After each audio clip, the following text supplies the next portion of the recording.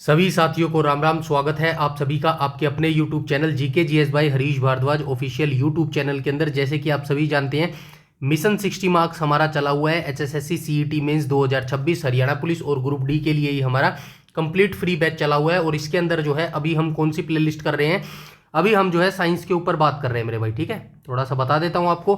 Complete science का जो है हमने यहाँ पर जो है विजन रखा था, कंप्लीट साइंस का विजन रखा था विद इन 30 डेज के अंदर मेरे भाई। ठीक है, तो अभी हम कहां पर आ चुके हैं, अभी हम जो है फिजिक्स को हम कंप्लीट कर चुके हैं। ठीक है, जिसके अंदर हमने जो है 10 चैप्टर किए थे मेरे भाई। आज हम जो है केमिस्ट्री को कंप्लीट करने वाले हैं। ठीक है, आज हम केमिस्ट्री को कंप्लीट कर रहे हैं, जिसके अंदर जो है टोटल 9 चैप्टर जो है हम कंप्लीट कर चुके हैं। और कल जो है, कल क्या होगा, कल मंगलवार होगा, कल जो है क्लास नहीं आएगी, क्योंकि जो है बायोलॉजी की मुझे तैयार करनी पड़ेगी पीडीएफ मेरे भाई। ठीक है, तो एक दिन का समय जरूर लगेगा, लेकिन बुधवार से मेरे भाई,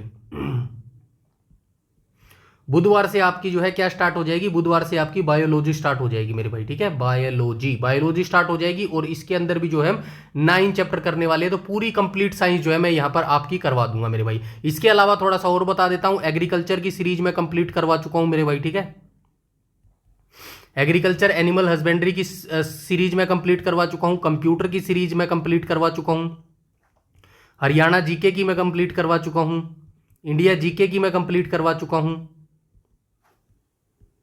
और क्या रह गया, नेशनल करंट अफेयर भी 1 साल का मैं करवा चुका हूं मेरे भाई। ठीक है, नेशनल करंट अफेयर। और इसके बाद साइंस कंप्लीट होने के बाद नेशनल करंट अफेयर को ही हम कंप्लीट कराएंगे मेरे भाई। ठीक है, ये काफी इंपॉर्टेंट है, यहां से क्वेश्चन बनते हैं मेरे भाई। एचएसएससी यहां से क्वेश्चन पूछता है, इसी को हम इसके बाद कंप्लीट करेंगे मेरे भाई। ठीक है, किसको कंप्लीट करेंगे, तो नेशनल करंट अफेयर, सॉरी इसके आगे मैंने एक और लिखना भूल गया, एक बार अभी बताता हूं। नेशनल करंट अफेयर के साथ हम किसको जो है करेंगे, नेशनल करंट अफेयर के साथ हरियाणा का करंट अफेयर भी करेंगे मेरे भाई। ठीक है, हरियाणा का करंट अफेयर करेंगे। और ये 2 से 2.5 साल के बीच, 2 से 2.5 साल का, ठीक है, 2 से 2.5 साल का करंट अफेयर यहां पर हम करने वाले हैं मेरे भाई। ठीक है, इसकी हम शुरुआत कर देंगे साइंस की सीरीज के बाद। और ये सारी चीजें जो आप देख रहे हो ना, ये किसका हिस्सा है मेरे भाई, ये मिशन 60 का हिस्सा है मेरे भाई, याद रखना ये। ठीक है, मिशन 60 मार्क्स का हिस्सा है। अगर आप एचएसएससी सीईटी मेंस की तैयारी कर रहे हैं, हरियाणा पुलिस की तैयारी कर रहे हैं, ग्रुप डी की तैयारी कर रहे हैं, एचएसएससी की किसी भी एग्जाम की तैयारी कर रहे हैं, वहां पे 60 मार्क्स का इन्हीं प्ले लिस्ट में से पूछा जाता है मेरे भाई। 100 नंबर का पेपर आता है, आप सभी जानते हैं एचएसएससी का, जिसमें से 55 से 60 मार्क्स के ये सारे सब्जेक्ट जो है पूछे जाते हैं, जो मैं अभी तक कंप्लीट करवा चुका हूं। वैसे अभी तक इसके बाद भी कुछ सब्जेक्ट और पेंडिंग रह जाएंगे, जैसे कि लास्ट में मैं आपको 500 क्वेश्चन किसके दूंगा मेरे भाई, टॉप एनसीईआरटी के 500 क्वेश्चन में आर्ट एंड कल्चर के दूंगा, और 500 जो है इकोनॉमिक्स के दूंगा। ये भी क्वेश्चन देने बहुत जरूरी है मेरे। एवरीथिंग, सारी चीजें यहां पर आपको एनसीईआरटी बिल्कुल फ्री में मिलने वाली है, और इससे अच्छा जो है आपको सिलेक्शन नहीं मिलने वाला मेरे भाई। ठीक है, सिलेक्शन के लिए मटेरियल इससे अच्छा आपको कहीं भी नहीं मिलने वाला, और एक ही जगह मेरे भाई। ठीक है, एक ही जगह ये सारी चीजें आपको नहीं मिलने वाली। इसीलिए कह रहा हूं, आपका जो एग्जाम है ना, वो जैसे अभी पीएचटी का एकदम से आपका शेड्यूल फिक्स कर दिया ना, और एकदम से ले लिया। बहुत सारे बच्चे सोच रहे थे नहीं यार, जून के महीने में थोड़ा होगा, इतनी तपती गर्मी में थोड़ी होगा, लेकिन ले लिया ना। ऐसे ही याद रखना, ऐसे ही आपकी लिखित परीक्षा का एक दिन शेड्यूल कर देगा, और आप ऐसे ही बैठे रह जाओगे मेरे भाई। ठीक है, तो उन बच्चों से पूछो कि जिन बच्चों का जो है नाम लिस्ट के अंदर नहीं आया, जो इन्होंने अभी छटनी का प्रोसेस अपनाया था ना पीएमटी के अंदर, एचएसएससी ने, हरियाणा पुलिस की बात कर रहा हूं मैं, तो जो इन्होंने तरीका अपनाया था, फिल्टर करने का तरीका अपनाया था, वो बेहद गलत था। और जिन बच्चों का नाम नहीं आया ना, जो बच्चे जबरदस्ती, मतलब जबरदस्ती तो नहीं कह सकते, पेटिशनर का सहारा बन के, मतलब कि अपना टाइम वेस्ट करके, अपना जो है अदर एडिशनल पैसे खर्च करके जो अभी हिस्सा बन रहे हैं, अभी भी कोई फिक्स नहीं है कि उनको मौका मिलेगा या नहीं मिलेगा मेरे भाई। ठीक है, लेकिन फिर भी देखो उनको मौका लेने के लिए वो कितनी जो है जी तोड़ मेहनत कर रहे हैं। तो जिन बच्चों को ये बिल्कुल आसान तरीके से तो मैं नहीं कहूँगा, सिर्फ उन बच्चों को मिला जो जनरल कैटेगरी में थे, उनको 52-50 पर जो है कैटेगरी में जो है ये मौका मिला है। तो भाई आपको जो मौका मिला है ना, ये किस्मत का ही मौका मिला है, तो इसको ऐसे ही आराम से मत जाने दो। अगली बार हो सकता है आपको ये मौका ना मिले, सिर्फ आपके हिस्से फिर पछतावा ही आएगा कि यार पिछली बार सही था, कम से कम लिस्ट में तो नाम आ गया था यार, ये चक्कर तो नहीं काटने पड़े थे। तो भाई जी जान लगा दो, अदरवाइज आपके हाथ में कुछ भी नहीं रहेगा मेरे भाई। ठीक है, तो चलिए आज के वीडियो सेशन की हम स्टार्ट कर लेते हैं। और आज हमारा केमिस्ट्री का जो है लास्ट चैप्टर रहने वाला है जिसमें हम क्या डिस्कस करने वाले हैं, जिसमें हम जो है कार्बनिक रसायन, ठीक है, जिसको इंग्लिश में क्या बोलते हैं मेरे भाई, ऑर्गेनिक केमिस्ट्री जो है इसको बोला जाता है। ये हमारी केमिस्ट्री का जो है अंतिम अध्याय रहने वाला है, अध्याय नंबर 9 मेरे भाई, ठीक है। फिजिक्स हम कंप्लीट कर चुके हैं, केमिस्ट्री हम कंप्लीट कर चुके हैं आज, और बायोलॉजी जो है हमारी बुधवार से शुरू हो जाएगी। बिल्कुल सीक्वेंस में सारी चीजें मैंने दे दी है, कंसिस्टेंसी बनाए रखनी है आपको भी, तभी जाके आपका सिलेक्शन होने वाला है मेरे भाई, ठीक है। और फिर से बता देता हूं, बार बार बोलता हूं, रैंडमली कोई भी वीडियो आपको नहीं देखनी है, सिर्फ कोई भी प्लेलिस्ट उठा लेना, चाहिए agriculture, computer, Haryana GK, India GK, national current affair, कोई भी प्लेलिस्ट उठा लेना, लेकिन उसको देखना आपको एक लेक्चर से लेके अंतिम लेक्चर तक है, तभी उसका आपको बेनिफिट होने वाला है मेरे भाई। आई बात समझ में? तो चलिए देख लेते हैं। ये रसायन विज्ञान यानी कि ऑर्गेनिक केमिस्ट्री के आपको क्वेश्चन देखने को मिलेंगे 25, और जैसे कि आप सभी जानते हैं हम हर बार एमसीक्यू से पहले जो है पूरे चैप्टर का सारांश ले लेते हैं मेरे भाई, ठीक है। यहां से जो है आपके ये 25 जो है क्वेश्चन रहने वाले हैं, और इस क्वेश्चनों को स्टार्ट करने से पहले जो है हम यहाँ पर क्या देखेंगे मेरे भाई, तो यहाँ पर हम जो है पूरे चैप्टर का एमसीक्यू देखने वाले हैं, ठीक है। यहाँ से आपका जो है सारांश स्टार्ट हो जाएगा, सरल भाषा में, बिल्कुल आसान भाषा में मैंने आपको लिख दिया है। फिर भी कुछ एक चीजें हैं, 4-5 लाइनें ऐसी है जो मुझे लिखनी ही पड़ेंगी मेरे भाई, ठीक है।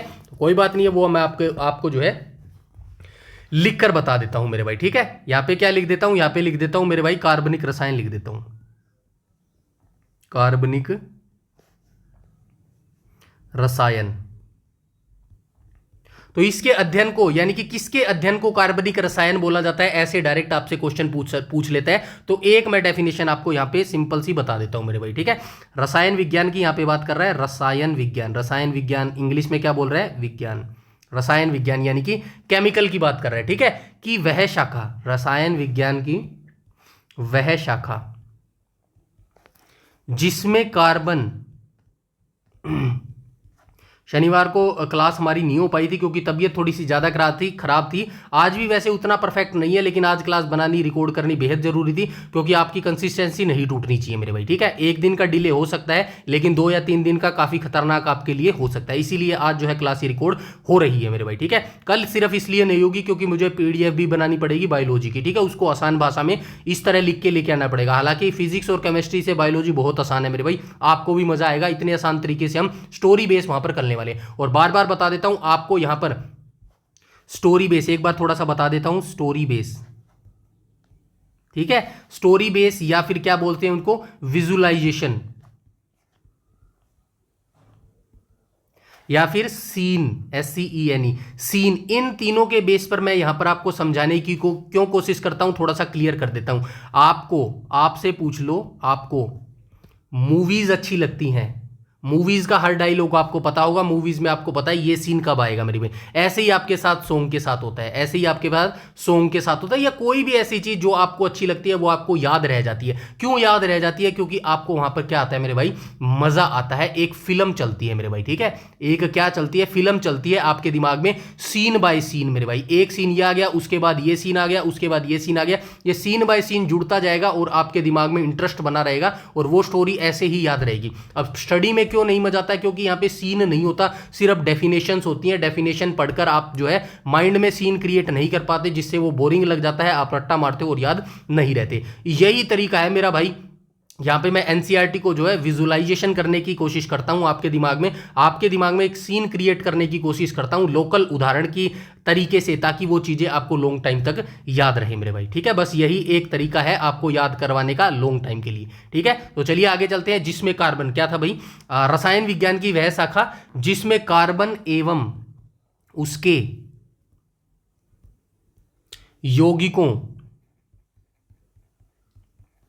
यौगिकों, अच्छा, कुछ कार्बन को छोड़कर मेरे भाई, ठीक है। जैसे धातु की होती है ना, कुछ धातु में क्या क्या होता है मेरे भाई, कार्बोनेट होता है,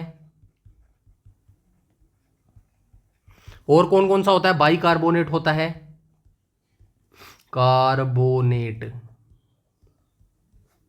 ठीक है। बाइकार्बोनेट हो गया, कार्बन मोनोऑक्साइड हो गया,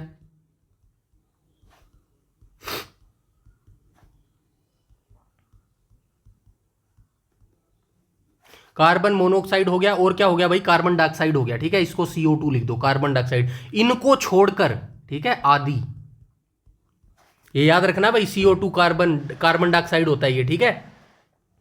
अच्छा, कार्बाइड भी लिखना ना यार, यहां पे कार्बाइड, ठीक है, कार्बाइड आदि को छोड़कर।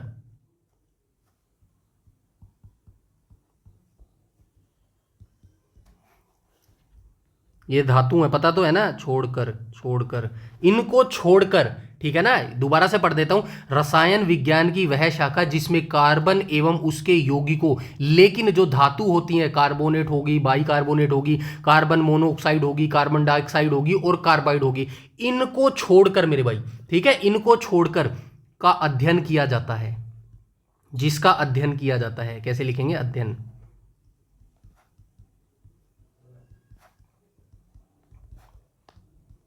किया जाता है, उसको क्या बोलते हैं, कार्बनिक रसायन बोलते हैं। बस सिंपल सी बात है।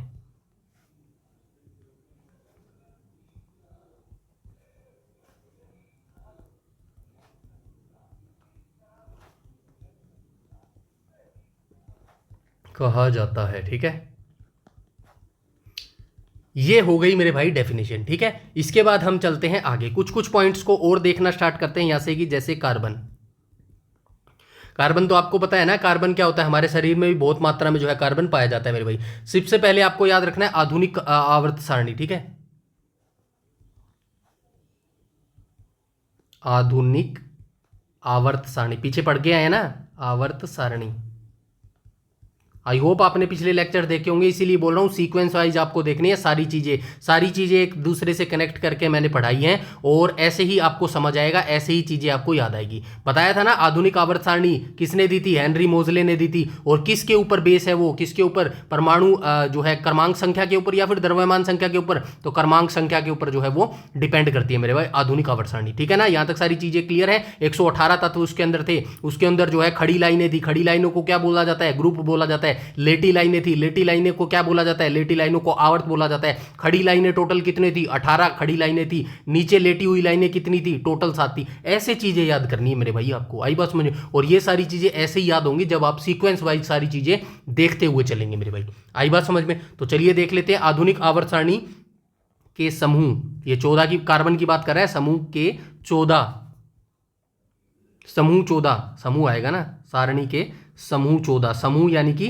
ग्रुप की बात कर रहा है, समूह 14 एवं, अभी बताता हूं रुको, एवं आवर्त 2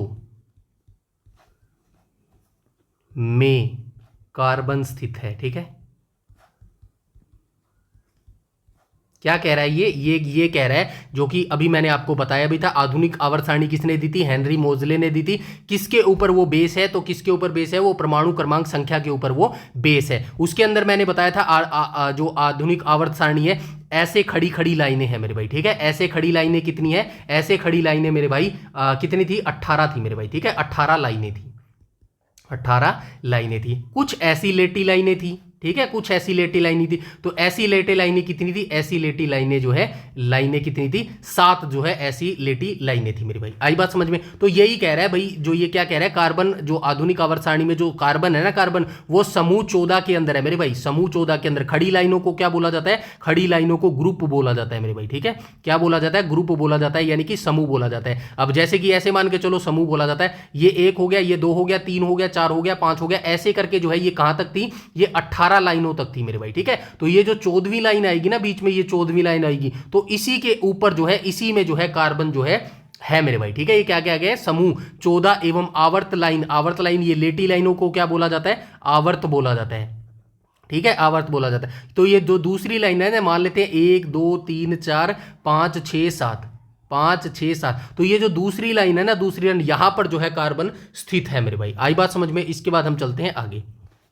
नेक्स्ट पॉइंट क्या बोल रहा है, तो नेक्स्ट पॉइंट बोल रहा है जो ये कार्बन है ना, कार्बन अधात्विक तत्व है। आप सभी जानते हैं कार्बन क्या है, कार्बन एक अधात्विक, अधात्विक, धात्विक ऐसे ही लिखेंगे ना, धात्विक तत्व है मेरे भाई, ठीक है। क्यों तत्व, क्यों अधात्विक है, क्योंकि इसके अंदर से करंट नहीं गुजारा जा सकता। हालांकि अपवाद है, जो हमारी ग्रेफाइट होती है ना, पेंसिल के अंदर जो होती है, उसके अंदर जो है करंट गुजारा जा सकता है। क्यों गुजारा जा सकता है, वैसे वो हम आगे भी पढ़ेंगे।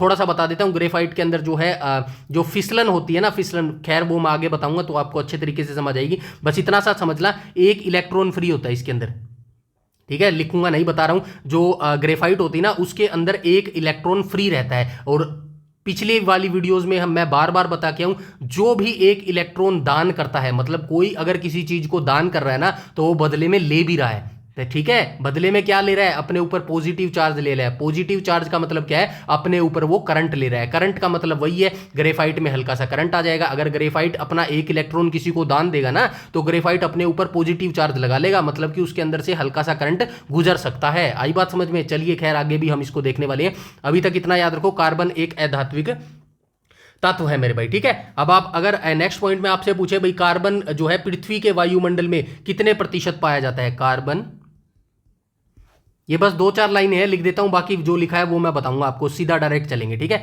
कार्बन पृथ्वी के वायुमंडल में, वैसे ये चीजें आपको पता भी होंगी आई थिंक, वायुमंडल में कितने प्रतिशत पाई जाती है? तो आप बताएंगे 0.03% जो है पाई जाती है। आई बात समझ में? चलिए, ये तो आपको पता चल गया पृथ्वी के वायुमंडल में। अब अगर आपसे पूछ ले, बताइए कार्बन जो है भूपर पट्टी में, पृथ्वी की भूपर पट्टी कैसे लिखेंगे? भूपर पट्टी में कितने प्रतिशत पाया जाता है? तो आप क्या बताएंगे? 0.02% पाया जाता है मेरे भाई, ठीक है। ठीक है, यहां तक सारी चीजें क्लियर है। अब उसके बाद हम चलते हैं मेरे भाई आगे। और ये जो 0.2% पाया जाता है ना, ये किस रूप में पाया जाता है मेरे भाई? ये पाया जाता है कोयला, पेट्रोलियम, इस रूप में पाया जाता है भूपर पट्टी में, ठीक है। कोयला, पेट्रोलियम, इस रूप में जो है पृथ्वी की भूपर पट्टी में ये पाया जाता है मेरे भाई। आई बात समझ में? यहां तक सारी चीजें क्लियर हैं। उसके बाद कुछ और चीजें जो है, मैं एक दो चीज और आपको बताऊंगा इसके अंदर। एक और चीज आपको याद रखनी है, श्रृंखलन होती है मेरे भाई इसके अंदर, श्रृंखलन। तो श्रृंखलन क्या होती है मेरे भाई? जैसे श्रृंखला का मतलब क्या होता है? श्रृंखला का मतलब होता है एक के बाद एक। कैसे लिखेंगे रे? एक, अरे यार, एक के बाद एक, ठीक है। एक के बाद एक, इसी को बोलते हैं श्रृंखला ना। 1 2 3 4 5 6, ये जो सीक्वेंस वाइज लगे गए, इनको क्या बोलते हैं? इनको श्रृंखला बोलते हैं मेरे भाई, ठीक है। इनको क्या बोलते हैं? श्रृंखला बोलते हैं। या फिर जैसे आप ऐसे याद रख लो, जैसे कि ट्रेन के डिब्बे मेरे भाई, ट्रेन के डिब्बे, वो भी एक श्रृंखला वाइज, कैटेगरी वाइज जो है जुड़े हुए हैं मेरे भाई, ठीक है। ट्रेन के डिब्बे, इनको आप ऐसे भी याद रख सकते हैं, ठीक है। तो ये चीज आप याद रखना, श्रृंखला क्या होती है? एक के बाद एक जो जुड़ा हुआ होता है, उसको जो है श्रृंखला बोला जाता है मेरे भाई, ठीक है। आई बात समझ में? जैसे कि ऐसे, ये जब आगे हम चैप्टर को पढ़ेंगे ना, तो वहां पे भी आएगा, वहां पे आपको अच्छे से समझ आएगा। इस चीज को क्या बोलते हैं? इस चीज को मेरे भाई श्रृंखला बोलते हैं, ठीक है। आई बात समझ में? इसको क्या बोलते हैं? इसको जो है श्रृंखला बोलते हैं। अब एक मान के चलो, यहां पे जो है एक और सी लगा दिया, या फिर ऊपर की तरफ एक और सी लगा दिया, तो इसको क्या बोला जाएगा? इसको मेरे भाई जो है शाखा बोला जाएगा। इसको क्या बोला जाएगा? इसको शाखा बोला जाएगा, ठीक है। इसको शाखा बोला जाएगा। इंग्लिश में क्या बोलते हैं? ब्रांच बोलते हैं, ठीक है। इसको क्या बोला जाएगा? ब्रांच बोला जाएगा। आई बात समझ में? ये क्या है? ये पूरी लाइन जो है CCC, और ये जो माइनस का साइन आपको दिख रहा है ना, ये जो बीच में दिख रहा है माइनस का साइन, माइनस का साइन इसको नहीं बोलते मेरे भाई, ना ही इसको डैश बोलते हैं। इसको क्या बोलते हैं? इसको बॉन्ड बोलते हैं मेरे भाई, ठीक है। इसको क्या बोलते हैं? इसको बॉन्ड बोला जाता है मेरे भाई। आई बात समझ में? उसके बाद हम चलते हैं आगे, ठीक है। ये हमने देख लिया श्रृंखला। ये जो मेन चीज है ना पूरी चैप्टर का, सिर्फ वही बता रहा हूं। श्रृंखला भी हमने देख लिया। श्रृंखला के बाद एक और इंपॉर्टेंट चीज आती है इसके अंदर, क्या आता है? क्रियात्मक समूह। क्रियात्मक समूह मेरे भाई, ठीक है। क्रियात्मक समूह क्या होता है मेरे भाई? तो क्रियात्मक समूह को आप सिंपल सी तरीके से याद रखेंगे मेरे भाई, मतलब कि किसी चीज के जुड़ने से, मतलब कि फॉर एग्जांपल ये है, ठीक है, ये है। अब इसके आगे आप कोई समूह जोड़ देंगे। यहां पे अगर आप कोई समूह जोड़ देंगे, जैसे कि आपने OH जोड़ दिया, या फिर क्या जोड़ दिया आपने? OH की जगह क्या जोड़ दिया? COOH जोड़ दिया मेरे भाई, ठीक है। कोई भी आप ग्रुप जोड़ दें, मतलब फॉर एग्जांपल मान के चलो ये एक श्रृंखला है मेरे भाई, ठीक है। इसके अंदर आपने OH जोड़ दिया। OH जोड़ने के बाद यह क्या बन जाएगा आगे? ये क्या बन गया मेरे भाई? ये बन गया शराब बन गया। शराब बन गया। क्या बन गया? अल्कोहल बन गया। होल बन गया। तो बस यही चीज बताता है क्रियात्मक समूह, किसी के जुड़ जाने से अगर उसका पूरा स्वरूप बदल जाता है ना तो उसी को क्रियात्मक समूह जो है कहा जाता है मेरे भाई। आई होप यहां तक सारी चीजें आपको क्लियर हो गई होगी। एक चीज और बता देता हूं, बंध आपको पता होना चाहिए बंध क्या होता है, ठीक है। बंध को इंग्लिश में क्या बोलते हैं, बॉन्ड बोलते हैं मेरे भाई, ठीक है। जेम्स बॉन्ड की यहां पर बात नहीं हो रही है, सिंगल बॉन्ड की बात हो रही है, ठीक है। अब बॉन्ड कितने प्रकार के होते हैं, बॉन्ड 3 प्रकार के होते हैं, यह 3 प्रकार के होते हैं,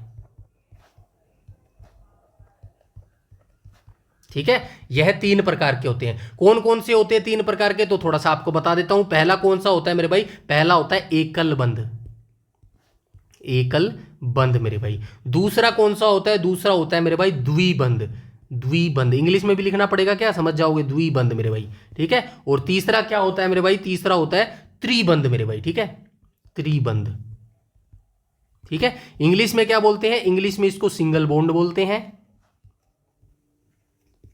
द्विबंध को इंग्लिश में क्या बोलेंगे, डबल बॉन्ड बोलेंगे ना, डबल बॉन्ड बोलेंगे, डबल बॉन्ड बोलेंगे। अभी दिखाता हूं आपको, एक सेकंड रुको। इसको क्या बोलेंगे, इसको ट्रिपल बॉन्ड बोलेंगे मेरे भाई, इसको क्या बोलेंगे, इसको ट्रिपल बॉन्ड बोलेंगे मेरे भाई। आई बात समझ में। अब इसके साइन देख लो पहले क्या होता है। सिंगल बॉन्ड को ऐसे लिखा जाता है मेरे भाई, ठीक है, सिंगल बॉन्ड को ऐसे लिखा जाता है। डबल बॉन्ड को कैसे लिखा जाता है, डबल बॉन्ड को ऐसे लिखा जाता है।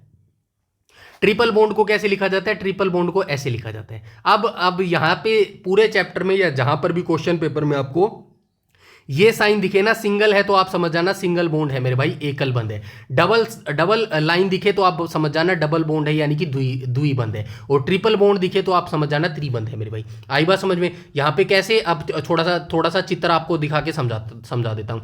ये समझो ऐसे मेरे भाई, ठीक है। ये क्या है, कार्बन है, ठीक है। अभी यहाँ पे क्या चल रहा है, अभी यहाँ पे सिंगल बॉन्ड है, ये क्या है, सिंगल बॉन्ड है, ठीक है। अभी यहाँ पे डबल बॉन्ड समझाता हूँ आपको कैसा होता है। ये डबल लाइन बन गई ना, ये क्या हो गया, डबल बॉन्ड हो गया। यहाँ पे जो है फिर से सी लिख दिया। अब यहाँ पे आगे चलते हैं, ये फिर क्या हो गया, सिंगल लाइन हो गया। उसके बाद हम चलते हैं आगे, यहाँ पे लिख दिया सी, और यहाँ पे मैंने क्या लिख दिया, 3 लाइनें लगा दी। तो ये क्या बन गया, ट्रिपल बॉन्ड बन गया मेरे भाई, ठीक है। ये क्या बन गया, त्रि हो गया, ये द्विबंध हो गया, और ये क्या हो गया, ये सिंगल हो गया। आई होप यहां तक सारी चीजें आपको क्लियर हो गई होंगी। यही मेन चीजें थी जो आपको समझना जरूरी है। वनडे एग्जाम्स में यहीं से क्वेश्चन पूछता है। फिर भी बहुत सारी चीजें मैंने इस चैप्टर में लिखी हुई है जो आपके साथ शेयर करूंगा मेरे भाई, ठीक है। एक एक चीज जैसे जैसे आएगी वो मैं आपके साथ यहां पर शेयर करता हुआ चलूंगा मेरे भाई, ठीक है। तो चलिए अब हम यहां से जो है स्टार्ट कर लेते हैं मेरे भाई, ठीक है। 1 सेकेंड, चलिए शुरू कर लेते हैं भाई। यहाँ से सारांश को देख लेते हैं, और वैसे ही हम देखेंगे जैसे आज तक करते आए हैं। भाग 1 में क्या लिखा है, कार्बन की चतुराई और पहला प्रयोगशाला का जादू। कार्बन की जादुई ताकतें देख लेते हैं। तो यहाँ पर एनसीईआरटी की डेफिनेशन लिखी गई है। ये क्या कहती है, कार्बन एक अधातु तत्व है, हम पहले पढ़ के आए हैं, ठीक है। कार्बन एक अधातु यानी कि नॉन मेटल जो है तत्व हो जाएगा, जो आवर्त सारणी के समूह 14 में आता है। अभी बता के आया हूं डिटेल से। इसकी चतु संयोजकता यानी कि वैलेंसी 4 की बात कर रहा है, अभी बताता हूं क्या है। और श्रृंखलन यानी कि कैटेनेशन के अनूठे गुण के कारण यह दुनिया में सबसे ज्यादा यौगिक बनाता है। सबसे पहले आपको यह चीज याद रखना है, पूरे जितने भी एलिमेंट्स होते हैं ना, तत्व होते हैं, उनमें सबसे ज्यादा जो यौगिक बनाता है ना, वो कौन बनाता है, वो कार्बन ही बनाता है मेरे भाई। आई बात समझ में, सारी चीजें क्लियर हुई। अब हम धीरे धीरे आपको बता देता हूं मेरे भाई, ठीक है। तो सबसे पहले आपको क्या करना होगा, आपको मैं ड्रा करके दिखाता हूं मेरे भाई। क्या ड्रा करके दिखाता हूं, यहाँ पे देखो, ये मैंने लिख दिया कार्बन बीच में, ठीक है। यहाँ पे मैंने क्या लिख दिया, यहाँ पे मैंने हाइड्रोजन लिख दिया, यहाँ पे भी मैंने हाइड्रोजन लिख दिया,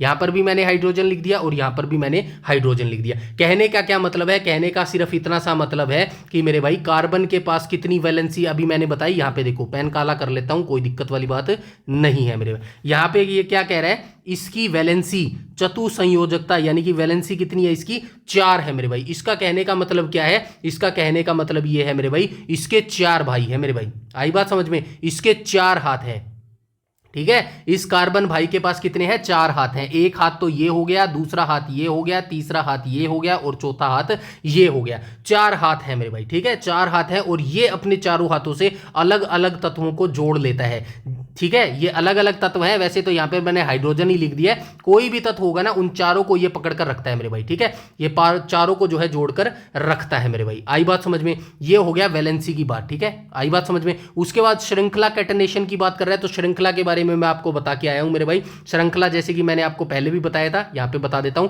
श्रृंखला क्या है। ये श्रृंखला है मेरे भाई, ठीक है। कैसे समझाऊं, हाँ ठीक है, ये श्रृंखला हो गई, ठीक है। ठीक है, ये श्रृंखला होगी, या फिर मान के चलो ये एक ट्रेन के डिब्बे हैं मेरे भाई। ठीक है, ट्रेन के डिब्बे हैं जो आपस में जुड़े हुए हैं। आई बात समझ में? क्या है? ट्रेन के डिब्बे हैं जो आपस में जुड़े हुए हैं। ठीक है, एक दूसरे का हाथ पकड़ के ये रखा हुआ है इन्होंने। ठीक है, ये क्या है? एक दूसरे का हाथ पकड़ के इन्होंने पकड़ा हुआ है। ये एक ट्रेन बन गई है, जो कि एक श्रृंखला बन गई है मेरे भाई। आई बात समझ में? ये मैंने पीछे भी आपको बताई है। यहां तक सारी चीजें क्लियर है। उसके बाद क्या आपको ने देखा? बस कुछ नहीं है, इसके अंदर यही चीज यहां पे लिखी गई है, और श्रृंखला इसके अनूठे गुण के कारण यह दुनिया में सबसे ज्यादा यौगिक बनाता है। अब यहां पे सरल भाषा में देखो क्या लिखा हुआ है, एक सेकेंड। यहां पे देखो, रसायन विज्ञान की दुनिया में अगर कोई अकेला तत्व सबसे बड़ा साम्राज्य चलाता है तो वह है कार्बन। कार्बन के पास दो ऐसी जादुई ताकतें हैं। कार्बन के पास कितनी ताकत है? दो ताकत है, जो किसी के पास नहीं होती। ठीक है, पहली कौन सी है? पहली तो श्रृंखला है। पहली श्रृंखला है, कौन सी श्रृंखला है? ये पहली नंबर की श्रृंखला है मेरे भाई। आई बात समझ में? चलिए आगे चलते हैं। यानी यह अपने ही कार्बन भाइयों का हाथ पकड़कर मीलों लंबी या गोल अनूठी चैन बना सकता है। और दूसरी है चतो संयोजकता, यानी कि वैलेंसी मेरे भाई। इसके चार हाथ हैं, यानी इसके पास चार हाथ हैं संयोजकता, जिससे यह एक साथ चार अलग अलग तत्वों को जोड़ सकता है। इसी वजह से यह दुनिया का कार्बन के लाखों यौगिक मौजूद है मेरे भाई। तीन चीज आपको इसके अंदर याद रखनी है। कौन सी? सबसे पहला क्वेश्चन आपको यह याद रखना है भाई, कौन सा ऐसा जो है तत्व है जो सबसे ज्यादा यौगिक बनाता है? तो आपको पता है कार्बन एक ऐसा जो है अधातु है जो सबसे ज्यादा यौगिक बनाता है। किसके कारण ऐसा सबसे ज्यादा यौगिक बनाता है? तो इसके पास दो ताकत है मेरे भाई। ठीक है, इसके पास दो ताकत है। कौन सी? पहली तो श्रृंखला है मेरे भाई। ठीक है, पहली तो ये श्रृंखला है, ऐसे बनाकर जो है लाइन में एक दूसरे का हाथ पकड़ के ये रखते हैं। और दूसरा क्या है मेरे भाई? दूसरा चतो संयोजकता, यानी कि वैलेंसी मेरे भाई। ठीक है, वैलेंसी यानी कि इसके चार हाथ हैं मेरे भाई। आई बात समझ में? तो इन दो ताकतों की वजह से जो है ये जो है सबसे ज्यादा यौगिक बनाने वाला जो है हो जाएगा मेरे भाई। ठीक है, यहां तक सारी चीजें क्लियर हैं। आगे चलते हैं मेरे भाई। ठीक है, तो आगे देख लेते हैं, वोलर को देख लेते हैं। अब इससे जितने भी क्वेश्चन बनेंगे ना, वो मैं आपको टेलीग्राम पर शेयर कर दूंगा मेरे भाई। ठीक है, तो वोलर का धमाका और पहला यूरिया मेरे भाई। ठीक है, तो देख लेते हैं। वोलर नाम का एक व्यक्ति था, इसने पहला धमाका क्या किया था, और पहला यूरिया क्या और किसने बनाया था? वैसे तो पता चल ही गया हुआ। एनसीईआरटी क्या कहती है? एनसीईआरटी कहती है पहले यह माना जाता था कि कार्बनिक जो यौगिक है ना, कार्बनिक यौगिक केवल सजीवों से ही बन सकते हैं। सिंपल सी बात है, वैसे इसमें समझाने लायक कुछ नहीं है, बस इसका सिंपल सी चीज है यार। पहले, आज से पहले जो है प्राचीन जो लोग होते थे वो क्या मानते थे? वो ऐसा मानते थे मेरे भाई, जो कार्बनिक यौगिक होते हैं ना, कार्बनिक यौगिक ये केवल सजीवों से ही बन सकते हैं, यानी कि जैव सिद्धांत इसको कहा जाता था। लेकिन कहानी बदल गई पूरी 1828 में मेरे भाई। ठीक है, 1828 में कौन सा व्यक्ति आया मेरे भाई? 1828 में व्यक्ति आया, वोहलर नाम का व्यक्ति आया। ठीक है, ठीक है, इसका पूरा नाम क्या था भाई? जर्मन वैज्ञानिक था जिसका नाम था फ्रीडरिच वोलर ने प्रयोगशाला में पहला कार्बनिक यौगिक यूरिया, इसका फार्मूला याद रखना भाई, डायरेक्ट पूछा जाता है, H2NCO NH2 बनाकर इस अवधारणा को खत्म कर दिया मेरे भाई। ठीक है, तो ये डायरेक्ट क्वेश्चन पूछा जाता है। अब इसको जो है सरल भाषा में यहां से देख लेते हैं क्या लिखा गया है। पुराने जमाने में वैज्ञानिक समझते थे कि लैब में कोई भी कार्बनिक यौगिक जैसे कि यूरिया या ग्लूकोज इंसानों द्वारा कृत्रिम रूप से नहीं बनाया जाता। ठीक है, ये जो है वहम था लोगों को कि भाई पहले जो है कि जो ये यूरिया था ना, इसको कृत्रिम रूप से नहीं बनाया जाता। लेकिन 1828 में जो है जर्मन वैज्ञानिक आया जिसका नाम था मेरे भाई वोहलर। ठीक है, इसने इस वहम को तोड़ दिया। केवल भगवान की मर्जी से सजीवों, पेड़ पौधों या जीवों के शरीर में ही पैदा हो सकते हैं। इसे जैव शक्ति सिद्धांत कहा गया। लेकिन सन 1828 में आए वोहलर साहब, उन्होंने लैब के भीतर रसायनों को गर्म करके दुनिया का पहला मानव निर्मित कार्बनिक यौगिक यूरिया बनाकर पूरी तरह दुनिया को हिला दिया और पुरानी सोच का अंत कर दिया। यूरिया का सूत्र एग्जाम में सीधा आता है H2NCO NH2। ये फार्मूला जरूर आपको याद रखना है मेरे भाई। आई बात समझ में? वैसे सरल भाषा में मैंने यहाँ पे लिख दिया है, फिर भी अपनी लैंग्वेज में आपको बता देता हूँ। आज से जो है 1828 से पहले जो है लोगों के अंदर ये धारणा होती थी कि भाई कार्बनिक जो यौगिक है ना, वो सिर्फ सजीवों से बनाया जा सकता है, इनको जो है कृत्रिम रूप से जो है नहीं बनाया जा सकता। लेकिन 1828 में जो है वोलर नाम का वैज्ञानिक आया। ये देखो, 1828 में जो है वोलर नाम का वैज्ञानिक आया। इन्होंने लैब के भीतर जो है रसायन यानी कि केमिकल्स को गर्म करके दुनिया का पहला मानव निर्मित जो है कार्बनिक यौगिक यूरिया बनाया मेरे भाई। ठीक है, यूरिया बनाया और जो है पुरानी सोच का अंत कर दिया। और जो है एग्जाम में इसका सूत्र जरूर याद रखना, H2NCO NH2 जो है इसका फार्मूला हो जाएगा मेरे भाई, ठीक है। आई होप यहाँ तक सारी चीज़ें जो है क्लियर हो गई होंगी। इसके बाद हम चलते हैं आगे मेरे भाई, ठीक है। तो आगे देख लेते हैं भाग 2 में क्या लिखा गया है। बंक मिनिस्टर फुटबॉल और वांट हाफ का कोण। चलिए इसको भी देख लेते हैं भाई, ये क्या कह रहा है। तो इसको क्या कह रहा है, एनसीईआरटी डेफिनेशन क्या कह रही है। एनसीईआरटी कह रही है हीरा त्रिविमीय 3D संरचना के कारण सबसे कठोर होता है। अभी देखेंगे इसको क्यों होता है। ग्रेफाइट द्विमीय आकृति 2D परतदार संरचना के कारण चिकना, मुलायम और सुचालक होता है। सुचालक यानी कि मैंने अभी थोड़ी देर पहले बताया था ना, ये एक फ्री इलेक्ट्रॉन करता है, फ्री इलेक्ट्रॉन जो है देता है, और इसी वजह से जो है ये अपने ऊपर जो है पॉजिटिव चार्ज ले लेता है। फुलरीन कार्बन 60 की आकृति फुटबॉल जैसी होती है, जिसे बंक मिनिस्टर फुलरीन कहते हैं।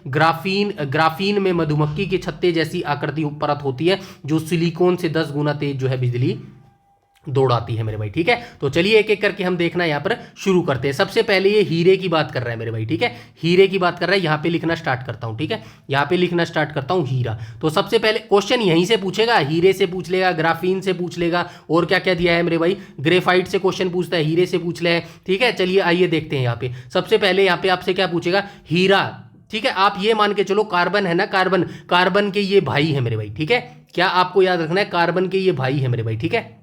आई बात समझ में। ऐसे ही आपको याद रखना है, हीरा, ग्रेफाइट और फुलरीन ये तीनों क्या है, कार्बन के अलग अलग अपरूप है मेरे भाई। आई बात समझ में। आगे चलते हैं, लेकिन इनका जो स्वभाव है ना वो अलग अलग होता है। जैसे कि देख लेते हैं हीरा एक जिद्दी है मेरे भाई, ठीक है, जिद्दी भाई है। एक सेकंड मेरे भाई, चलिए आगे चलते हैं। हीरा क्या है, एक जिद्दी भाई है मेरे भाई, ठीक है। हीरा क्या है, हीरा एक जिद्दी भाई है, और ये जो है 3D पिरामिड बनाता है मेरे भाई, ठीक है। 3D,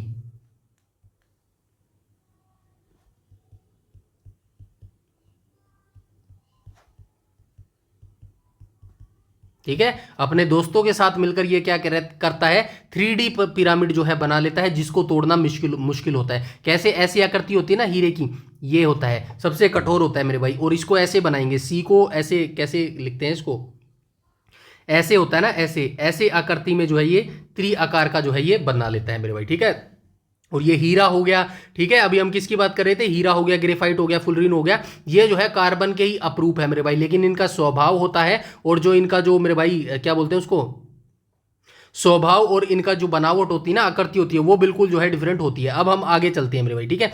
ग्रेफाइट की बात कर लेते हैं। ग्रेफाइट, तो ग्रेफाइट में आप याद रखेंगे भाई, ये क्या है, एक सीधा भाई है मेरे भाई, ठीक है। ग्रेफाइट क्या है, एक सीधा भाई है। इसकी जो परत होती है ना, परत यानी कि लेयर्स के रूप में ये रहता है, और एक दूसरे से इसकी लेयर्स जो है फिसलती है मेरे भाई, ठीक है। फिसलती है, लेयर क्या है इसकी, फिसलती है मेरे भाई, ठीक है। इसकी लेयर फिसलती है, और फिसलने के कारण ही जो है हम लिख पाते हैं मेरे भाई। पेंसिल से हम जो लिख पाते हैं ना, वो फिसलने के कारण ही लिख पाते हैं। अब आप कहेंगे कि इसके अंदर करंट का क्या मतलब है, तो इसके अंदर एक इलेक्ट्रॉन जो है फ्री रहता है मेरे भाई, ठीक है। एक इलेक्ट्रॉन ये फ्री करता है, यानी कि दान देता है, और जब ये एक इलेक्ट्रॉन फ्री देगा तो अपने ऊपर क्या है, ये पॉजिटिव चार्ज बना लेगा। बस इतनी सिंपल सी बात जो है आपको याद रखनी है मेरे भाई। उसके बाद आपको फुलरीन यहां पे लिख देता हूं, फुलरीन, ठीक है। फुलरीन क्या होता है, फुलरीन तो भाई सीधा सा फुटबॉल का दीवाना होता है, और जो है ये 60 कार्बन परमाणुओं को जोड़कर जो है गोल गुंबद जैसा बन जाता है। कार्बन 60 होता है ना, 60, तो ये 16 कार्बन को जोड़कर जो है बिल्कुल एक फुटबॉल की गेंद की तरह जो है अपनी आकृति को बना लेता है। ऐसी गोल गोल जो है ये आकृति बना लेता है मेरे भाई, ठीक है। उसके बाद क्या था मेरे भाई, क्या था और था, फुलरीन देख लिया हमने, इसकी आकृति जो है फुटबॉल जैसी होती है, देख ली ना। फुलरीन कहते हैं ग्राफीन था ना, इसके बाद यहां पे लिख देता हूं ग्राफीन, ठीक है। तो ग्राफीन की आकृति कैसी होती है भाई, मधुमक्खी के छत्ते जैसी होती है। मधुमक्खी, देखा किसी ने मधुमक्खी का छत्ता, मधुमक्खी के छत्ते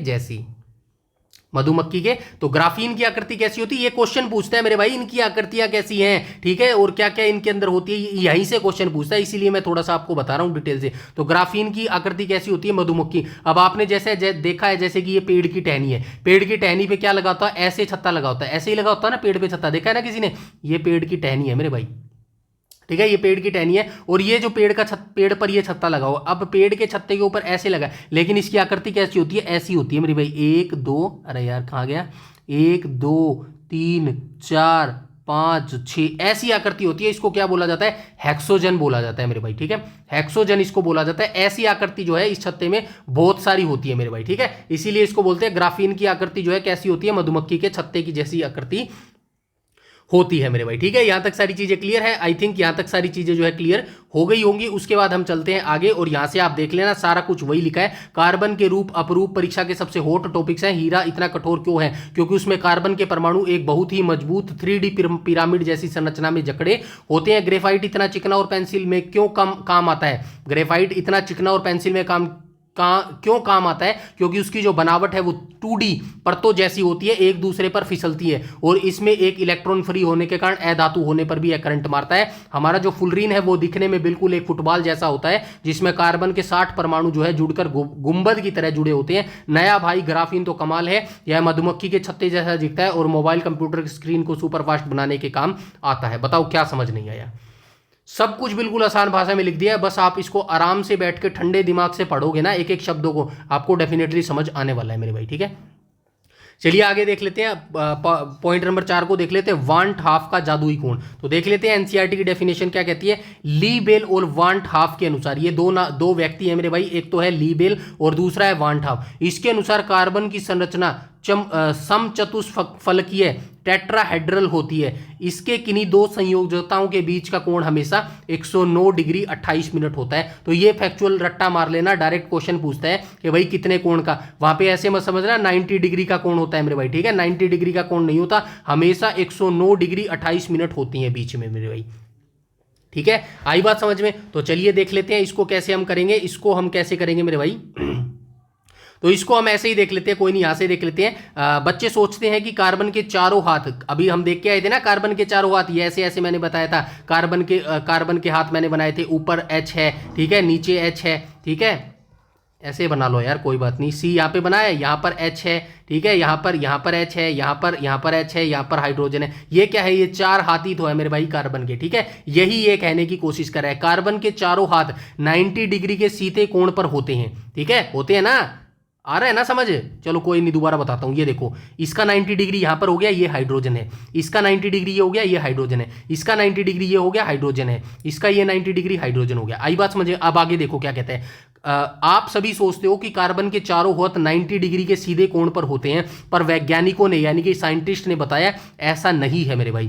कार्बन त्रिविमीय स्पेस में एक पतंग या समचतुष्फलक की तरह फैला होता है। जो कार्बन होता है ना, कार्बन पतंग का आकार आपने देखा है, ऐसा होता है पतंग का आकार मेरे भाई। पतंग का तो आकार देखा होगा ना, पतंग जो उड़ाते हैं आसमान में, उसका आकार, ये इसको क्या बोलते हैं? इसको क्या लिख दिया रे? समचतुष्फलक बोलते हैं मेरे भाई इसको, ठीक है, समचतुष्फलक बोलते हैं मेरे भाई, ठीक है। पतंग का आकार कैसा होता है? समचतुष्फलक आकार का होता है मेरे भाई। इसके 2 हाथों के बीच का जो फिक्स कोण होता है ना, 2 हाथ, ये जो दो हाथ है ना, ये दूसरा हाथ है, ये पहला हाथ है, ये दूसरा हाथ है, ये पहला हाथ है, इन 2 कोणों के बीच का जो है, इन 2 हाथों के बीच का जो फिक्स कोण होता है वो परीक्षा में बार बार पूछा जाता है। और ये जो बीच का कोण है ये फिक्स होता है, कितना होता है? ये होता है 109 डिग्री 28 मिनट होता है मेरे भाई, ठीक है, 28 मिनट होता है। तो इसको रट्टा मार लेना, डायरेक्ट क्वेश्चन में पूछता है दोनों हाथों के बीच का एक फिक्स कोण कितना होता है। वहां पे 90 डिग्री भी आपको मिलेगा, तो वो नहीं करना है आपको, ठीक है। तो यहाँ पे देख लो, नहीं लिखा, अच्छा ये, ठीक है, तो ये आपको देख लिया, यहाँ पे भी ये लिखा होगा, तो ये आप देख लेना मेरे भाई, ठीक है। फिक्स कोण आपको डायरेक्ट याद रखना है। आगे चलते हैं, भाग 3 को देख लेते हैं मेरे भाई, ठीक है, एक सेकेंड आगे चलते हैं, ठीक है। अब चलिए आगे चलते हैं। एरोमेटिक सुगंध और समजातीय श्रेणी का मतलब क्या है मेरे भाई? समजातीय श्रेणी का क्या मतलब है? यहां से आपको कुछ समझ आ रहा है? समजातीय श्रेणी का मतलब क्या होता है? तो समजातीय श्रेणी का मतलब सबसे पहले आपको समझ आना चाहिए कि इसका मतलब क्या है मेरे भाई, ठीक है। तो इसका जो है मतलब मैं आपको बता देता हूं सबसे पहले क्या होता है। इसका मतलब क्या होता है एक सेकेंड रही यार, दिन के समय ना सच में वीडियो रिकॉर्ड करने में बहुत ज़्यादा समस्या आती है यार, बहुत सारा शोर शराबा आता है यार। चलो खैर यार, मूड खराब हो जाता है यार सच में। चलो कोई नहीं, हम देखते हैं आगे क्या लिखा था। ये एरोमेटिक शब्द ग्रीक के एरोमा से बना है, जिसका अर्थ सुगंध है। बेंजीन, ये बेंजीन है मेरे भाई, C6H6 मेरे भाई, जैसी वलय संरचना इसका सबसे प्रमुख उदाहरण है, जिसमें एकांतर क्रम में द्विबंध पाए जाते हैं मेरे भाई। ये क्या कहने की कोशिश कर रहा है? ये कहने की कोशिश कर रहा है, जो मैं बोल रहा हूं उसको ध्यान से सुनना मेरे भाई, ठीक है। कुछ कार्बनिक यौगिक ऐसे होते हैं जिनमें बहुत से वीआईपी और मीठी मीठी खुशबू आती है मेरे भाई, ठीक है। कुछ कार्बनिक यौगिक ऐसे होते हैं जिनमें बहुत ही मीठी मीठी खुशबू आती है। जैसे हमारे घर में क्या क्या रखा होता है, जैसे हमारे घर में इत्र सेंट रखा होता है ना, या फिर कपूर की गोलियां रखी होती है, उनमें अजीब सी प्रकार की एक सुगंध आती है ना, बस उसी को क्या बोला जाता है, उसी को जो है मेरे भाई एरोमेटिक सुगंध उसको बोला जाता है मेरे भाई। आई बात समझ में। अब आगे चलते हैं, आगे क्या कह रहा है, आगे ये कह रहा है कि विज्ञान जो साइंस होता है ना, साइंस की भाषा में मीठी खुशबू वाले यौगिक को ही एरोमेटिक यौगिक कहा जाता है। यहां पे लिखा है ना एरोमेटिक, एरोमेटिक। तो जो मीठी खुशबू यौगिक होता है ना, मीठी खुशबू वाले यौगिक होते हैं, उनको ही एरोमेटिक यौगिक जो है कहा जाता है। क्योंकि ग्रीक भाषा यहां पे लिखा है ना, ये देखो ग्रीक भाषा जो होती है ना, यहां पे लिखा भी था, ग्रीक भाषा में जो है ग्रीक भाषा में एरोमा शब्द का मतलब क्या होता है, एरो, यहां पे लिखा है ना, ये देखो ग्रीक भाषा में एरोमा शब्द का मतलब ही जो है सुगंध होता है मेरे भाई। आई बात समझ में। और इस पूरे एरोमेटिक क्या है, ये एरोमेटिक खानदान है मेरे भाई, ऐसे समझो एरोमेटिक। एरोमेटिक क्या है, ये पूरा एक बड़ा खानदान है मेरे भाई, जिसके अंदर बहुत सारे लोग रहते हैं मेरे भाई, ठीक है। इस खानदान का सबसे बड़ा मुखिया कौन है, यानी कि इसका दादा कौन है, दादाजी, ठीक है। तो इस खानदान का सबसे बड़ा जो बंदा हो जाएगा वो कौन हो जाएगा, बेंजीन हो जाएगा, ठीक है। यहाँ पे लिखा है ना बेंजीन, ये इस परिवार का, किस परिवार का, एरोमेटिक परिवार का सबसे बड़ा जो है सदस्य हो जाएगा। आई बात समझ में। चलिए अब हम आगे चलते हैं मेरे भाई, ठीक है। यहां पे क्या लिखा गया, केमिस्ट्री में जिन चक्र रिंग वाले यौगिकों में बहुत ही वीआईपी मीठी खुशबू या सुगंध आती है उन्हें हम एरोमेटिक यौगिक कहते हैं। ग्रीक भाषा में एरोमा का मतलब खुशबू होती है। इस खानदान का सबसे बड़ा मुखिया बेंजीन है। बेंजीन की संरचना में 6 कार्बन की एक बंद रिंग होती है, जिसमें अल्टरनेट यानी कि एक छोड़कर एक डबल बॉन्ड जो है द्विबंध पाया जाता है। तो ये कह रहा है कि हेक्साजन जैसी इसकी आकृति होती है मेरे भाई, जैसे हमने बताया था 1 2 3, ये तो गलत बन गया,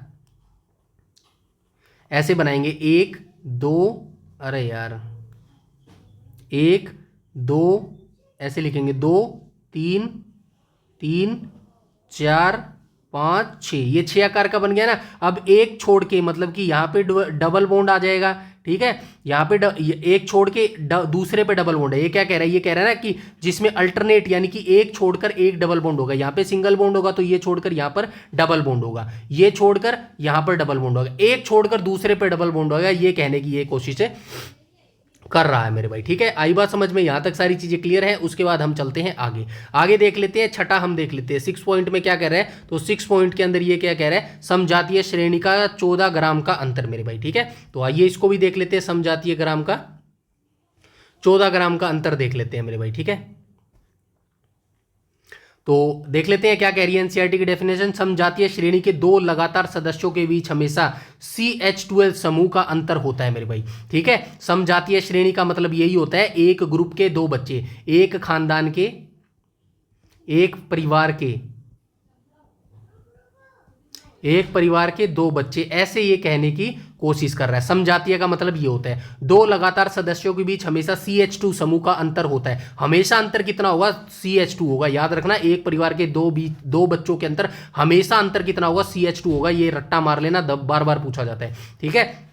CH2 अंतर होता है। उनके परमाणु द्रव्यमान अणुभार में हमेशा 14 MU का अंतर पाया जाता है मेरे भाई, ठीक है। द्रव्यमान यानी कि मास की बात कर रहा है, भार की बात कर रहा है। कितना 14 MU का अंतर पाया जाता है, ठीक है। 14 MU का अंतर पाया जाता है। अब आगे देख लेते हैं। समजातीय श्रेणी का मतलब है एक ही खानदान के भाई जिनका काम और लक्षण बिल्कुल सेम हो, जैसे शराब परिवार, अल्कोहल। जब आप इस परिवार की सीढ़ी पर एक कदम नीचे उतरेंगे तो अगले भाई में हमेशा CH2 का अंतर मिलेगा, यानी कि एक भाई से जब दूसरे भाई पे जाओगे तो अंतर हमेशा CH2 मिलेगा भाई, ठीक है। अगर वजन की बात करें तो कार्बन का वजन 12 और हाइड्रोजन का 2, यानी हर पड़ोसी भाई के वजन में हमेशा 14 ग्राम का फिक्स अंतर मिलेगा मेरे भाई। ये देखो कह रहा है ना, वजन की बात करें तो 12 और हाइड्रोजन 2, यानी कि हर पड़ोसी भाई के वजन में 14 ग्राम का जो है फिक्स अंतर मिलेगा। यह फैक्ट एग्जामिनर हमेशा पसंदीदा सवाल है मेरे भाई, ठीक है। तो ये चीज भी याद रखना। आगे चलते हैं मेरे भाई, पॉइंट नंबर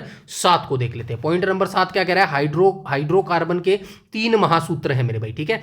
हाइड्रोकार्बन के 3 महासूत्र है, तो यह मान के चलो हाइड्रोकार्बन 3 भाई है, ठीक है। हाइड्रोकार्बन के 3 भाई हैं, तीन भाई है। तीन भाई कौन कौन से हैं मेरे भाई? पहला भाई तो एल्केन है, दूसरा भाई कौन सा हो जाएगा मेरे भाई? क्या लिखा है? एल्केन। दूसरा भाई कौन सा है? एल्कीन है। और तीसरा भाई कौन सा हो जाएगा? एल्काइन हो जाएगा। ठीक है, ये तीन भाई हैं, ऐसे ये कहने की कोशिश कर रहा है। अब ये क्या कह रहा है? एल्केन एकल बंध, इसके ऊपर एल्केन के ऊपर क्या है? यहां पर एकल बंध है, यानी कि ये सिंगल बॉन्ड है मेरे भाई। ठीक है, उसके बाद ये क्या कह रहा है? जो है कहाँ गया इसका सूत्र? क्या है? CnH2n+2 है मेरे भाई। ये अभी बताऊंगा आपको कैसा है, अभी इतना याद रखो। एल्केन के ऊपर सिंगल बॉन्ड है, उसके बाद एल्कीन। एल्कीन क्या है? द्विबंध है। एल्कीन क्या है? यानी कि डबल बॉन्ड है। एल्कीन क्या है? डबल बॉन्ड है। और एल्काइन क्या है? एल्काइन क्या है? ट्रिपल बॉन्ड है। ऐसे ये कहने की कोशिश कर रहा है। अब यहां पे मैं एक टेबल बनाकर आपको दिखा देता हूं मेरे भाई। ठीक है, ये एक हमने बना ली है टेबल मेरे भाई। ठीक है, ये एक हमने टेबल बना ली है। और हमेशा आप सिर्फ एक चीज याद रखेंगे। क्या चीज याद रखेंगे? कैसे बताऊं आपको? ऐसे बता देता हूं मेरे भाई। सिंगल बॉन्ड तो हमने देख लिया। एल्कोन क्या है? एल्केन, यहां पे लिख देता हूं ना, एल्केन। दूसरा क्या था? एल्कीन। और तीसरा क्या था? एल्काइन। हमेशा आपको याद रखना है ये क्या है? सिंगल बॉन्ड, ये क्या है? डबल बॉन्ड, और ये क्या है? ट्रिपल बॉन्ड हो जाएगा मेरे भाई। आई बात समझ में? अब एक चीज आपको याद रखनी है, इन तीनों को ट्रिक याद रखनी है आपको। क्या याद रखना है? एल्केन में हाइड्रोजन का नंबर 2 प्लस करो। ठीक है, यहां पे लिख देते हैं एल्केन। ठीक है, दूसरे नंबर पर क्या लिखेंगे? दूसरे नंबर पर लिखेंगे मेरे भाई, क्या था? एल्कीन था ना, दूसरे पर एल्कीन, एल्कीन। और तीसरे नंबर पर क्या था? एल्काइन था, एल्काइन था। अब आपको ट्रिक से याद रखना है, सिंपल सी बात है। कैसे याद रखेंगे अभी बता देता हूं। आपको हमेशा ये याद रखना है, जब भी बात एल्केन की आएगी ना, जब भी बात एल्केन की आएगी तो हाइड्रोजन का नंबर +2 करना है आपको। इसमें क्या करना है? +2 करना है। इसमें समान रखना है, कुछ भी छेड़खानी नहीं करनी, ना माइनस करना है ना प्लस करना है। और एल्कीन, एल्काइन था ना, एल्काइन। एल्काइन में क्या करना है? -2 करना है। बस बन गया फार्मूला। क्या बन गया? ये देखो, CnH2n+2 कर दिया मेरे भाई। क्या बोला था मैंने? एल्केन में हमेशा +2 करना है। उसके बाद एल्कीन की बारी आई, यानी कि पॉइंट नंबर 2 की बारी आई। तो इसमें क्या करना है? समान रखना है, कुछ भी नहीं करना, सेम रखना है। तो सेम देख लो, CnH2n है मेरे भाई। और तीसरे में -2 करना है, यानी कि CnH2n-2 कर देना है। बस इतनी सी चीज आपको याद रखनी है। सिंपल सी ट्रिक आपको याद रखनी है। आपको क्या याद रखना है? हाइड्रोकार्बन के 3 भाई है। कौन कौन से? एल्केन, एल्कीन और एल्काइन मेरे भाई। ठीक है, इसमें क्या करना है? इसमें +2 करना है हमेशा। इसमें कुछ भी नहीं करना, इसमें समान रहेगा मेरे भाई। ठीक है, सेम रहेगा। और इसमें 3 में क्या करना है? -2 करना है मेरे भाई। बस इतनी सी चीज आपको याद रखनी है, आपका फार्मूला रेडी हो जाएगा मेरे भाई। ठीक है, ये सारा पढ़ लेना। और ये सूत्र पूछे जाते हैं, तीनों में से कोई भी आपको सूत्र उठा के पूछ लेगा। ठीक है ना, तो ये चीज याद रखना। ये देखो, यहाँ पे भी दे दिया मैंने, फर्स्ट, सेकंड और थर्ड। देखो, पहला है एल्केन, पहला एल्केन थे ना, जैसे मैथेन गैस होती है। इसकी ट्रिक है 2 गुने से 2 ज्यादा। क्या? 2 गुने से 2 ज्यादा, यानी कि जितने कार्बन होंगे हाइड्रोजन उसके डबल से 2 ज्यादा होंगे। ये देखो, CnH2n है ना, तो +2 हो जाएगा मेरे भाई। ठीक है, दूसरा है एल्कीन। इसकी ट्रिक है सिर्फ 2 गुना, यानी कि जितने कार्बन हाइड्रोजन ठीक उसके डबल होते हैं, यानी कि CnH2n मेरे भाई। और तीसरा है एल्काइन, जैसे एसिटिलीन गैस। इसकी ट्रिक है 2 गुने से 2 कम, यानी कि हाइड्रोजन कार्बन के डबल से 2 कम होंगे, यानी कि -2 हो जाएगा। वही मैंने बताया, यहाँ पर +2 होगा, यहाँ पर समान होगा, कोई भी चेंज नहीं होगा, यहाँ पर -2 होगा। बस ये चीज आपको याद रखनी है मेरे भाई। आई बात समझ में? इसके बाद हम चलते हैं मेरे भाई आगे। ठीक है, आगे देख लेते हैं पॉइंट नंबर 8, क्रियात्मक समूह। चैप्टर के स्टार्टिंग में भी मैंने बोला था मेरे भाई, फंक्शनल ग्रुप इसको बोला जाता है। तो देख लेते हैं, यौगिकों का ये आधार कार्ड होता है मेरे भाई। ठीक है, जैसे कि ये है, इसके आगे अगर हम OH लगा देंगे ना, तो इसका पूरा स्वरूप बदल जाएगा। बस इसी को जो है क्रियात्मक समूह बोला जाता है। देख लेते हैं, एल्कोहल का क्रियात्मक समूह क्या है? OH है मेरे भाई। ठीक है, अब ये कार्बन थे, कार्बन के आगे अगर हमने OH लगा दिया ना, तो इसका पूरा जो है स्वभाव बदल गया। ये क्या बन गई? ये अब एल्कोहल बन गई मेरे भाई।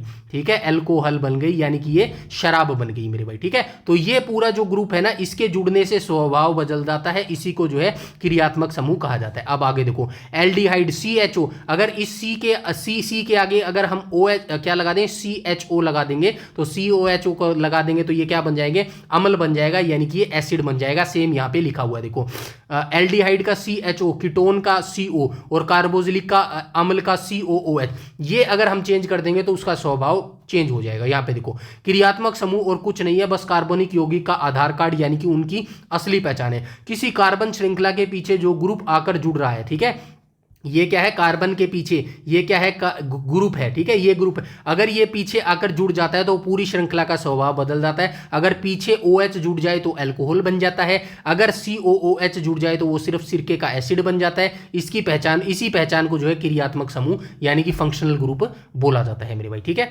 उसके बाद आ जाएंगे आगे, पॉइंट नंबर 9 को देख लेते हैं मेरे भाई, ठीक है। तो चलिए देख लेते हैं पॉइंट नंबर 9 क्या कह रहा है, पेट्रोल का ऑक्टेन मीटर और साबुन का दही कम मेरे भाई, ठीक है। पेट्रोल की शुद्धता और इंजन की खटखट मेरे भाई। तो आपको पता है पेट्रोल की जो शुद्धता होती है वो किस में मापी जाती है, ऑक्टेन संख्या में मापी जाती है मेरे भाई, ठीक है। तो ऑक्टेन संख्या जितनी ज्यादा होती है ना, उतना ही पेट्रोल शुद्ध होता है मेरे भाई। अब यहाँ पे एक चीज और लिखी है, इंजन की खटखट। इंजन की खटखट क्या होता है, अपस्फोटन। अपस्फोटन पता है किसको क्या होता है, अपस्फोटन।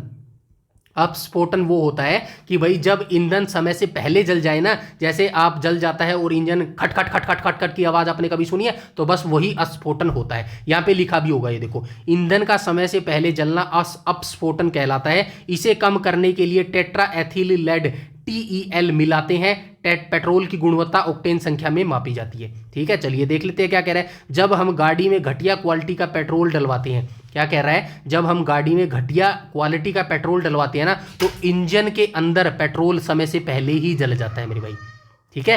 क्या कह रहा है, अगर आप घटिया क्वालिटी का पेट्रोल या डीजल डलवाओगे ना अपनी गाड़ी के अंदर, तो वो घटिया क्वालिटी का पेट्रोल क्या होता है, समय से पहले ही जल जाता है। और आवाज कैसे आएगी, खट खट की आवाज आती है मेरे भाई, जिससे इंजन में खटखट की आवाज आती है, ठीक है। इस बकवास आवाज को साइंस में अपस्फोटन कहा जाता है मेरे भाई, ठीक है। साइंस की भाषा में इसको क्या बोला जाता है, अपस्फोटन बोला जाता है। इसी को रोकने के लिए पेट्रोल में एक केमिकल मिलाते हैं जिसका नाम टेट्रा एथिल लेड होता है मेरे भाई, ठीक है। आई बात समझ में, बस यही चीज याद रखना है। सुपर हिट फैक्ट ये है, आपका पेट्रोल कितना असली और दमदार है, यह उसकी ऑक्टेन संख्या से पता चलता है। ऑक्टेन नंबर जितना ज्यादा होगा, पेट्रोल उतना ही शुद्ध होगा और आपकी गाड़ी उतनी ही स्मूथ चलेगी मेरी भाई। आई बात समझ में, आई थिंक यहां तक सारी चीजें जो है क्लियर हो गई होंगी।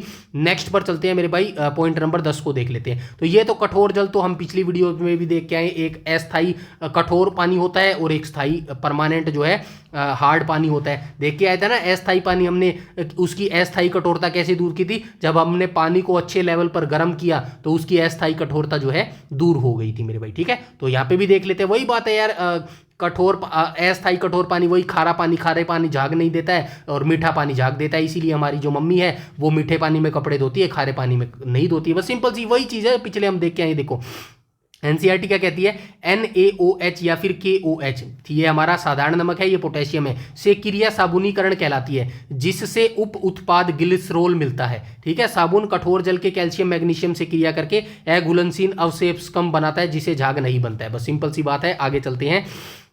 ये यहां से पढ़ लेना भाई, तेल या चर्बी को, ठीक है, ठीक है, कोई बात नहीं, ठीक है। यहां पे देखो, तेल या चर्बी यानी कि वसा की बात कर रहे हैं, ठीक है, वसा या फैट, जब कास्टिक सोडा के साथ उबाला जाता है तो साबुन बनता है और साथ में चेहरे पर लगाने वाली चिकनी ग्लिसरीन उत्पाद के रूप में मुफ्त मिलती है। अब सबसे बड़ा सवाल है कि हमारा साबुन कठोर पानी में जाकर फेल क्यों हो जाता है। सिंपल सी बात है, कठोर पानी में झाग नहीं देता है।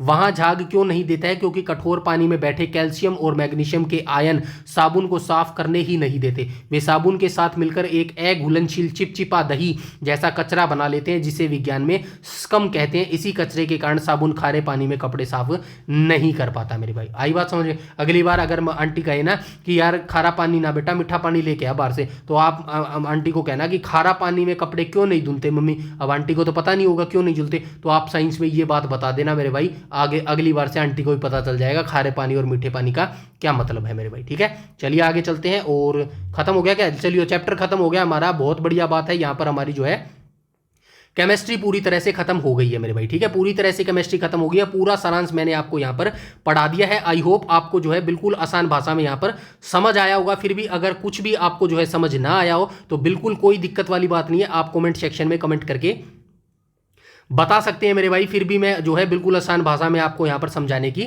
कोशिश करूंगा मेरे भाई, ठीक है। तो चलिए अब आप जो है इसके एक एक करके क्वेश्चन लगाना स्टार्ट करते हैं। अब आपको जो है बिल्कुल आसान भाषा में जो है सारे जो है आंसर यहाँ पर मिलने वाले हैं मेरे भाई, ठीक है। तो चलिए देख लेते हैं बिना, अरे कहाँ गया वो, बिना, अच्छा ऊपर जाना है ना हमें, ठीक है,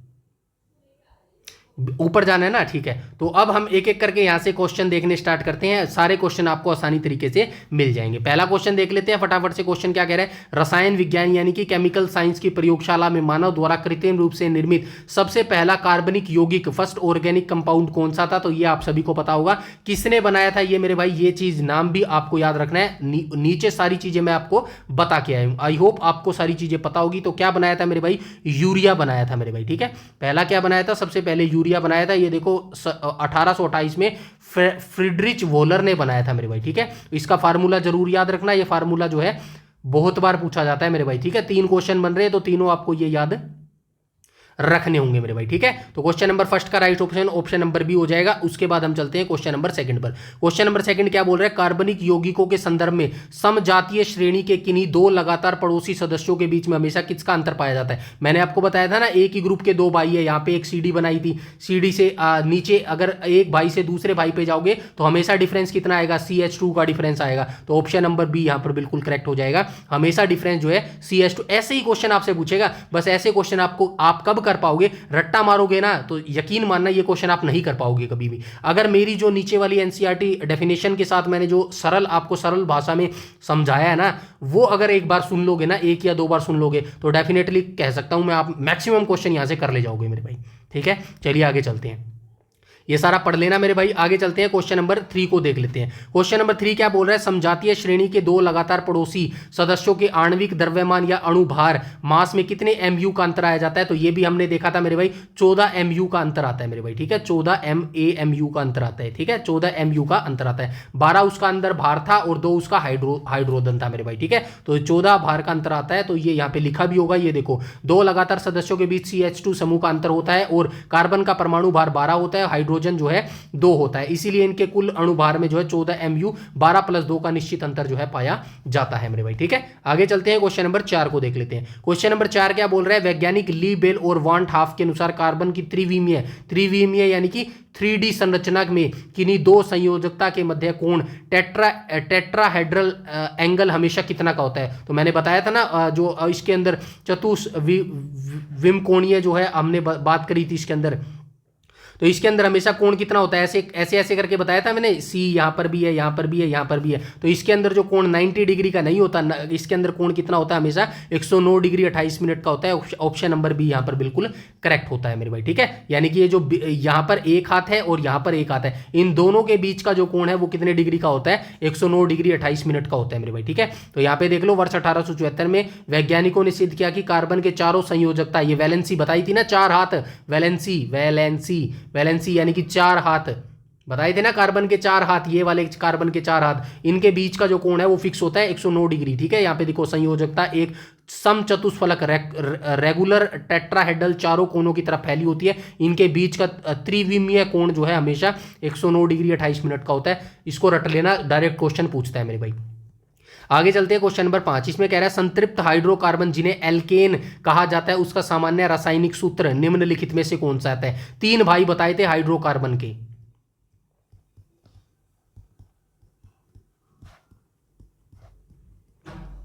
3 भाई बताए थे, ठीक है। 3 भाई बताए थे। क्या बताया था? पहले में हमेशा आपको +2 करना है, दूसरे में आपको समान रखना है, कोई छेड़छाड़ नहीं करनी है, कुछ भी छेड़खानी नहीं करनी है, और तीसरे में आपको हमेशा -2 करना है। किसकी बात कर रहा है? एल्केन की बात कर रहा है, ठीक है। एल्केन की बात कर रहा है तो हम क्या कर देंगे मेरे भाई, क्वेश्चन नंबर 5 का राइट ऑप्शन नंबर ए हो जाएगा। +2 कर रहा है, एल्केन की बात कर रहा है, ठीक है, एल्केन की बात कर रहा है। दूसरा क्या था? एल्कीन था। तीसरा क्या था? एल्काइन था मेरे भाई, ठीक है। तो इसके अंदर +2 हो जाएगा। तो यहाँ पे लिखा भी होगा, ये देखो, एल्केन परिवार में कार्बन परमाणुओं के बीच केवल एकल बंध सिंगल बॉन्ड, अच्छा ये भी याद रखना यहाँ पे, इसमें पहले में क्या था, पहले में सिंगल बॉन्ड था, दूसरे में डबल बॉन्ड था, और तीसरे में क्या था, ट्रिपल बॉन्ड था। कुछ भी आपसे पूछ सकता है मेरे भाई, हर चीज आपको याद रखनी है, ठीक है।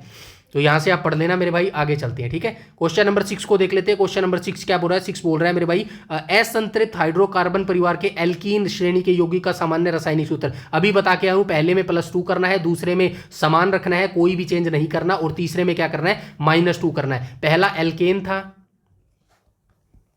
दूसरा कौन सा था? दूसरा एल्कीन था,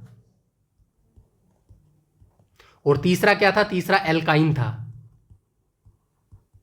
बस याद रखो किसकी बात कर रहा है? एल्कीन की बात कर रहा है, तो ऑप्शन नंबर बी हो जाएगा, कुछ भी चेंज नहीं करना मेरे भाई, ठीक है। ऑप्शन नंबर बी यहां पर बिल्कुल करेक्ट हो जाएगा। नेक्स्ट क्वेश्चन पर चलते हैं, क्वेश्चन नंबर 7। क्वेश्चन नंबर 7 में क्या बोल रहा है? असंतृप्त हाइड्रोकोन की एल्काइन की बात कर रहा है। सेम ही चीज है जो ऊपर पूछ के आया था। इसमें मध्य त्रिबंध ट्रिपल बॉन्ड, उसका सामान्य सूत्र क्या होता है? इसमें -2 हो जाएगा। ये नहीं होगा -2, ये नहीं होगा, ये नहीं होगा, ऑप्शन नंबर सी हो जाएगा, -2 जो है राइट ऑप्शन हो जाएगा, ठीक है। आगे चलते हैं, क्वेश्चन नंबर 8 को देख लेते हैं। क्वेश्चन नंबर 8 क्या बोल रहा है? कार्बन का वह कौन सा क्रिस्टलीय अपरूप है? देखा था ना हमने, कार्बन के अपरूप देखे थे, कार्बन के अपरूप देखे थे ना। हीरा देखा था, ग्रेफाइट देखा था, ग्राफीन देखा था, देखे थे ना। इसके अंदर इसी की बात कर रहे हैं। मधुमक्खी के छत्ते जैसी केवल एकल परत सिंगल लेयर वाली संरचना दर्शाता है। सिलिकॉन से 10 गुना तेज बिजली दौड़ा सकता है। देखते हैं हीरा कौन सा था? हीरा 3D प्रकृति का था, ठीक है। ग्राफीन या चारकोल भी होगा। ग्राफीन राइट ऑप्शन हो जाएगा, ऑप्शन नंबर सी यहां पर जो है बिल्कुल करेक्ट हो जाएगा, ठीक है। ये किस आकृति का था? हेक्सोजन प्रकृति का था। मैंने बताया था ना, एक टहनी है, उसके ऊपर ऐसे जो है मधुमक्खियां छत्ता बना के रखती है। एक सेकंड, ऐसे मधुमक्खियां छत्ता बनाकर रखी है। अब इसके अंदर जो छत्ते की आकृति कैसी होती है? ऐसी होती है, 1 2 3 4 5 6, ऐसी ऐसी प्रकृति होती है। और एक छोड़कर दूसरे पर क्या होता है? डबल बॉन्ड होता है मेरे भाई, ठीक है। एक छोड़कर क्या होता है? डबल बॉन्ड होता है। ये चीज आप याद रखेंगे। यहां पे देखो क्या लिखा है, ग्राफीन कार्बन का एक बहुत ही आधुनिक क्रिस्टलीय रूप है। इसमें कार्बन परमाणु केवल एक परमाणु जितनी पहली पतली हनीकॉम्ब लैटिस के रूप में जुड़े होते हैं। इसकी अद्भुत विद्युत चालकता के कारण इस उपयोग में तेज इलेक्ट्रॉनिक उपकरण बनते हैं मेरे भाई, ठीक है। आगे आ जाते हैं, क्वेश्चन नंबर 9 को देख लेते हैं। क्वेश्चन नंबर 9 बोल रहा है, कार्बन परमाणु 60 कणों के क्लस्टर से निर्मित उस अपरूप का नाम बताइए जिसकी आकृति हुबहू फुटबॉल जैसी दिखाई देती है। मैंने क्या बताया था? कार्बन के 60 अणु मिलकर क्या बनाते हैं? फुटबॉल जैसी आकृति बनाते हैं। तो फुटबॉल जैसी आकृति कौन बनाता है मेरे भाई? फुटबॉल जैसी आकृति बंकमिस्टर फुलरीन बनाता है मेरे भाई, ठीक है। ऑप्शन नंबर सी यहां पर बिल्कुल करेक्ट हो जाएगा। आगे चलते हैं, क्वेश्चन नंबर 10। क्वेश्चन नंबर 10 क्या बोल रहा है? कार्बनिक रसायन में एरोमेटिक की बात करती थी ना, जिसमें से सुगंध आता है। आपके घरों में जो कपूर है, नेफ्थलीन जिसको बोलते हैं, या फिर जो सेंट है, उसके अंदर एक अजीब प्रकार की सुगंध आती है, उसी को एरोमेटिक बोला जाता है मेरे भाई, ठीक है। बंद वलय श्रृंखला के भीतर कम से कम कितने कार्बन परमाणु होते हैं? तो कितने होते हैं? 3 नहीं होते, 4 नहीं होते, कितने होते हैं मेरे भाई? 6 कार्बन होते हैं मेरे भाई, ठीक है। 6 कार्बन होते हैं। इसका मैंने वो बताया भी था रासायनिक सूत्र, ये देखो C6H6 ऐसे लिखेंगे, C6H6 होता है मेरे भाई, ठीक है। याद रखना, ये सारे ऐसे ही क्वेश्चन पूछता है मेरे भाई, ठीक है ना। चलिए आगे चलते हैं, क्वेश्चन नंबर 11 को देख लेते हैं। क्वेश्चन नंबर 11 बोल रहा है, केवल कार्बन और हाइड्रोजन के मेल से बने यौगिकों को हाइड्रोकार्बन कहते हैं। पूरी प्रकृति में इन हाइड्रोकार्बन का सबसे प्रमुख प्राकृतिक स्रोत, हाइड्रोकार्बन का सबसे प्रमुख प्राकृतिक स्रोत क्या हो जाएगा मेरे भाई? तो हाइड्रोकार्बन का प्राकृतिक स्रोत हो जाएगा पेट्रोलियम या कच्चा तेल। ऑप्शन नंबर बी यहां पर बिल्कुल करेक्ट हो जाएगा मेरे भाई, ठीक है। हाइड्रोकार्बन का सबसे प्राकृतिक स्रोत क्या है? कच्चा तेल। कच्चा तेल को क्या बोलते हैं? काला कीचड़, जो जमीन से निकालते हैं काला कीचड़। और काला कीचड़ कैसे बना है? काला कीचड़ तभी तो बोलते हैं वर्तमान में कि कुछ समय के बाद जो है, जो हमारे ये पेट्रोलियम उत्पाद है ना, ये खत्म हो जाएंगे। जो हम गाड़ियां आजकल चलाते हैं ना, हर घरों में 3-3 4-4 गाड़ियां हैं मेरे भाई, यही कारण है। इसके नुकसान ही नुकसान है। इसके नुकसान ये है, अब एक तो एक घर के अंदर 3-3 4-4 गाड़ियां हैं, 3-3 4-4 गाड़ियां चल रही है, वो कितना पेट्रोल यूज कर रहे हैं। पेट्रोल ऐसा नहीं है कि कोई 2-4 दिन में बन जाएगा, 2-4 साल में बन जाएगा, 3-4 साल में बन जाएगा, ना मेरे भाई ऐसा नहीं है। ये लगभग हजारों करोड़ों साल तक जो संरचना धरती के नीचे हुई है ना, जब धरती 2 हिस्सों में बट रही थी, प्लेटें, विवर्तनिक सिद्धांत हुआ था, प्लेटें आपस में जो है टकराकर टूट रही थी, तब क्या हुआ था? तब मेरे भाई भूचाल टाइप पृथ्वी पर आ रहे थे, और पेड़, जो इतने लंबे लंबे पेड़ होते थे, वो टूटकर जमीन के नीचे दब गए। जीव जंतु थे वो सारे दब गए, और समय के साथ जैसे उनके ऊपर प्रेशर पड़ा, प्रेशर के साथ जो है वो काला कीचड़ बन गया मेरे भाई, और पेट्रोल भविष्य में दोबारा नहीं आएगा। इसीलिए कहते हैं पेट्रोल को थोड़ा यूज करो, फ्यूचर के लिए इसका इस्तेमाल करो मेरे भाई। वैसे तो मेरे हिसाब से सही है, पेट्रोल खत्म हो जाएगा तो बढ़िया यार, साइकिल पे आ जाएंगे, प्रदूषण नहीं होगा, हमारी पृथ्वी पर जो है कार्बन डाइऑक्साइड नहीं बढ़ेगी, गर्मी बढ़नी कम हो जाएगी, बहुत सारे फायदे हैं मेरे भाई। आज के समय भी जो बहुत सारे यूरोपियन देश है ना, वहां पर 60% क्या होता है, 60% साइकिल चलाते हैं लोग मेरे भाई, क्योंकि वो अवेयर है मेरे भाई, उनको पता है प्रदूषण कितना खतरनाक है मेरे भाई। आई बात समझ में? लेकिन ये तो हमारा देश है, महान देश है, यहाँ पे तो जो हमारी रोडें हैं वो किस टेक्नोलॉजी पर बनाई जा रही है, जापान चाइना तो उनकी बराबरी भी नहीं कर सकता भाई। जो हमारे देश में टेक्नोलॉजी से रोडें बनती है, वहाँ की तो सड़कें 2-2 3-3 सालों में खराब हो जाती है, हमारी सड़कें देखो 100-100 सालों तक चलती रहती है, वर्तमान की जो सरकार बना रही है। अब इससे ज़्यादा और मैं बड़ाई क्या करूँ मेरे भाई। चलो आगे चलते हैं, कोई बात नहीं, आगे चलते हैं, क्वेश्चन नंबर 12 को देख लेते हैं। क्वेश्चन नंबर 12 क्या बोल रहा है, खदानों या कुओं से सीधे निकालने वाले अशुद्ध कच्चे तेल में से पेट्रोल, डीजल और केरोसिन को अलग करने के लिए किस विधि का प्रयोग किया जाता है। तो अभी मैंने बताया, जमीन से जो है काला कीचड़ निकाला जाता है, उस काला कीचड़ को शुद्ध करके पेट्रोल बनाया जाता है, और इस विधि को क्या बोला जाता है, तो इस विधि को क्या बोला जाता है मेरे भाई, इस विधि को प्रभाजी आवर्षण बोला जाता है। ऑप्शन नंबर बी करेक्ट हो जाएगा मेरे भाई, ठीक है। आगे चलते हैं, क्वेश्चन नंबर 13 को देख लेते हैं। क्वेश्चन नंबर 13 बोला, किसी कार्बनिक श्रृंखला के पीछे जुड़ने वाला वह विशिष्ट परमाणु या समूह क्या कहलाता है, जो उस पूरे यौगिक के रासायनिक व्यवहार को तय करता है। मैंने बताया था ना, ये एक श्रृंखला है, इसके आगे OH लग जाओगे तो इसका आकार बदल जाएगा, COOH लगाओगे तो इसका आकार बदल जाएगा, मतलब ये पीछे ग्रुप जुड़ने से इसका आकार बदल रहा है। इसको क्या बोलते हैं, क्रियात्मक, यानी कि फंक्शनल ग्रुप इसको बोलते हैं। कहा गया क्रियात्मक समूह, फंक्शनल ग्रुप बोलते हैं। ऑप्शन नंबर ए करेक्ट हो जाएगा मेरे भाई, ठीक है। आगे आ जाएंगे, क्वेश्चन नंबर 14 को देख लेते हैं। क्वेश्चन नंबर 14 बोल रहा है, रसायन विज्ञान के IUPAC नामकरण नियमों के अनुसार कार्बोक्सिलिक अम्ल का सही क्रियात्मक समूह प्रतीक कौन सा है, COOH हो जाएगा। ऑप्शन नंबर बी यहां पर बिल्कुल करेक्ट हो जाएगा मेरे भाई, ठीक है। ये सारा देख लेना भाई, ये समूह अलग अलग से है भाई। ये देखो, अन्य विकल्पों पर OH एल्कोहल का समूह है, CHO एल्डिहाइड का समूह है, CO कीटोन का समूह है, ठीक है। ये सारे समूह याद रखना, क्या पता आपसे कौन सा पूछ ले। यहाँ पे कौन सा पूछा गया था, यहाँ पे जो है COOH पूछा गया था। ये किसका समूह है मेरे भाई, ये कार्बोक्सिलिक अम्ल का समूह है, ठीक है। कार्बोक्सिलिक का समूह है मेरे भाई, ठीक है। तो ये सारे समूह आपको याद रखने, कोई भी आपसे पूछा जा सकता है। नेक्स्ट क्वेश्चन पे आ जाएंगे, क्वेश्चन नंबर 15 में बोला गया, रसायनों के नामकरण की अंतर्राष्ट्रीय प्रमाणिक संस्था IUPAC का सही और पूर्ण रूप, यानी कि फुल फॉर्म इसकी पूछी गई है, तो इसकी फुल फॉर्म क्या हो जाएगी, international union of pure and applied chemistry इसकी जो है फुल फॉर्म हो जाएगी। ऑप्शन नंबर ए यहां पर बिल्कुल करेक्ट हो जाएगा, क्वेश्चन नंबर 15 का मेरे भाई, ठीक है। आगे चलते हैं, क्वेश्चन नंबर 16 को देख लेते हैं। 16 बोला गया, इंजनों के भीतर खराब क्वालिटी के ईंधन का समय से पहले जल जाना और धाकड़ धात्विक ध्वनि खटखट की आवाज उत्पन्न करना विज्ञान में क्या कहलाता है। मैंने बताया था ना, अगर आप अपने गाड़ियों में जो है खराब क्वालिटी का पेट्रोल डालोगे तो वो समय से पहले जल जाएगा, और समय से पहले जल जाएगा तो आपकी आवाज गाड़ी कैसी करेगी, खटखट की आवाज करेगी, और उसी को क्या बोलता है, अपस्फोटन बोला जाता है, अपस्फोटन। ऑप्शन नंबर बी यहां पर बिल्कुल करेक्ट हो जाएगा। नेक्स्ट देख लेते हैं, क्वेश्चन नंबर 17 में बोला गया, पेट्रोल की शुद्धता, उसकी एंटी नॉकिंग क्षमता और उसकी सर्वोत्कृष्ट गुणवत्ता को मापने के लिए किस मीटर या संख्या का प्रयोग किया जाता है, ऑक्टेन संख्या का प्रयोग किया जाता है। ऑक्टेन संख्या जितनी ज्यादा होगी पेट्रोल उतना ही शुद्ध होगा मेरे भाई।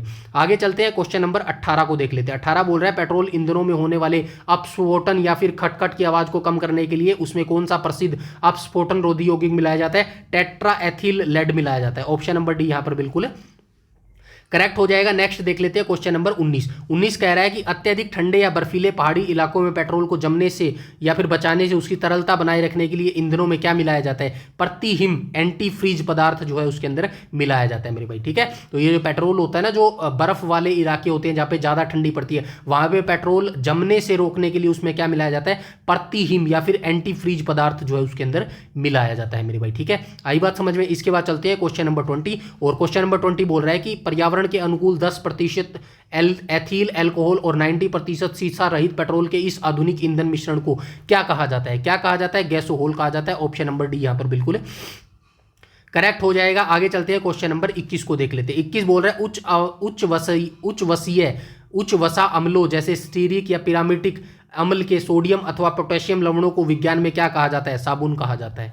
आगे चलते हैं भाई, क्वेश्चन नंबर 22 को देख लेते हैं। क्वेश्चन नंबर 22 क्या बोल रहा है, वसा या तेलों की कास्टिक सोडे के साथ गर्म करके साबुन बनाने की इस औद्योगिक रासायनिक प्रक्रिया को क्या कहते हैं, वल्नीकरण कहते हैं, साबुनीकरण कहते हैं, एनिलीकरण कहते हैं, या फिर आसवन कहते हैं। क्या कहते हैं मेरे भाई, पता है किसी को, पहले भी ये पढ़ चुके हैं, साबुनीकरण कहते हैं। ऑप्शन नंबर बी यहां पर जो है बिल्कुल करेक्ट हो जाएगा मेरे भाई। आई बात समझ में। आगे चलते हैं, क्वेश्चन नंबर 23 को देख लेते हैं। क्वेश्चन नंबर 23 कह रहा है साबुनीकरण प्रक्रिया के दौरान मुख्य उत्पाद साबुन के साथ सह उत्पाद या उप उत्पाद ग्लिसरॉल बनता है। ठीक है, ग्लिसरॉल बनता है। ऑप्शन नंबर ए आ जाएगा, जो हमारी स्किन के लिए काम करता है मेरे भाई। ठीक है, ये फ्री में उत्पाद होता है, और देख लो ये फ्री में मिलता है, ये हमने देखा था।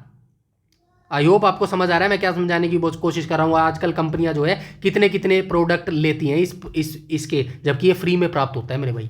ठीक है, तो ये देख लेना, साबुनीकरण की रासायनिक प्रक्रिया के अंत में साबुन के साथ जो है ग्लिसरॉल या ग्लिसरील उत्पाद के रूप में बाहर निकलता है। इसे साबुन से अलग करके कॉस्मेटिक, मॉइस्चराइजर और दवाइयां बनाने में प्रयुक्त होता है, और ये कितनी महंगी महंगी बिकती हैं, देख लेना। आगे चलते हैं, क्वेश्चन नंबर 24 क्या बोल रहा है, पोटेशियम लवणों द्वारा बनाए गए मृदु साबुन यानी कि सॉफ्ट सोप का उपयोग मुख्य रूप से कहाँ किया जाता है, नहाने के साबुन, शेविंग क्रीम, बाला बाला में किया जाता है। ठीक है, चलिए लास्ट क्वेश्चन देख लेते हैं आज के फटाफट से।